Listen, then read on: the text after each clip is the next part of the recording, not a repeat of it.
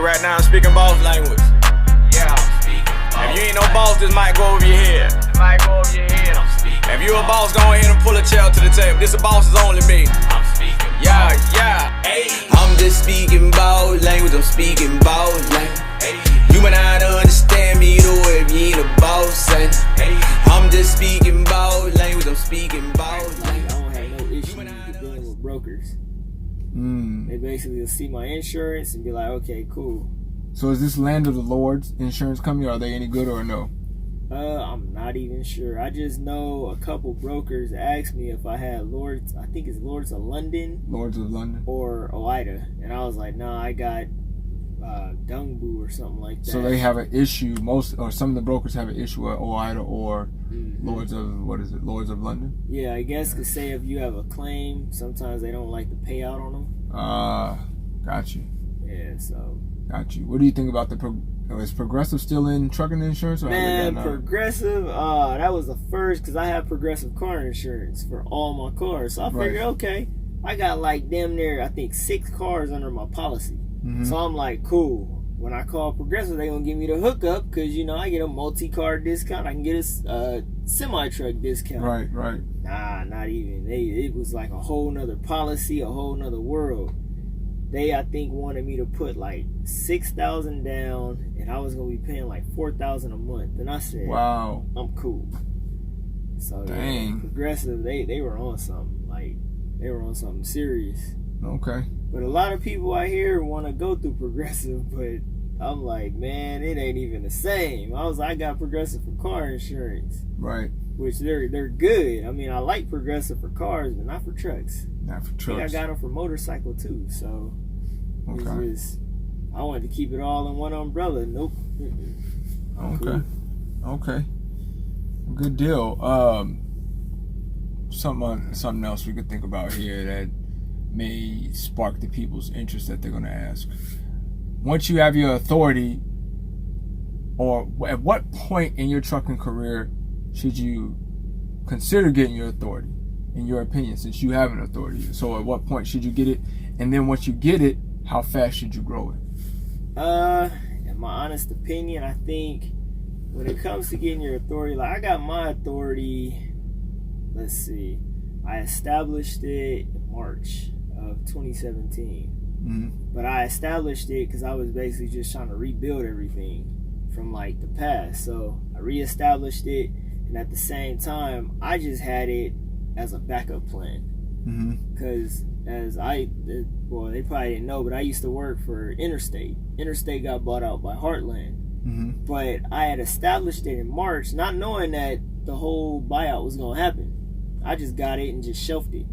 So I shelved it until July 5th. I think that's when we got bought out. And everybody was like, oh, they're going to switch you to mileage. They're going to do this. They're going to do that. But then Interstate's telling us, nah, don't worry about that. It's just business as usual.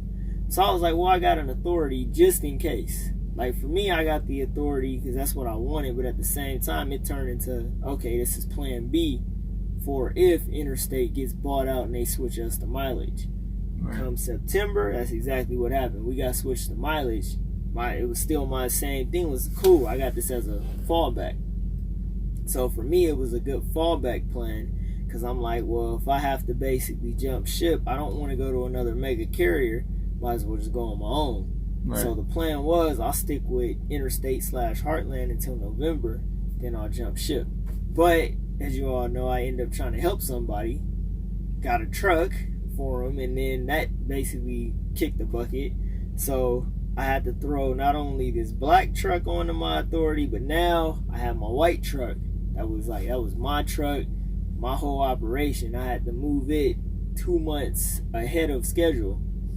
And that caused it was tough because that was I think $5,500 I had to shell out to basically put my truck on. That's just to put the truck on. That's insurance down payment, and that's base plates for California. So $2,500 for base plates and $3,000 for the down payment on the insurance. That was a whole lot of money to just dish out at one time, especially when I didn't plan it. And I had a situation where I had a $120,000 truck I had to basically get moving. So it was a crazy time in my life. But we got through that part. There you go. So my thing is with the authority, I mean, it's good to have, but if I could have redid it, I would have waited 1 year. I would have had one truck under my authority, and that's it. Waited 1 year, then added another truck. So you would have built by the year? Yeah. Okay. Because just now that I know about dealing with drivers, just the whole as a whole, Right. yeah, I would have waited I would have been a one truck operation for 1 year, stacked my bread up, did what I needed to do, then added on. Right.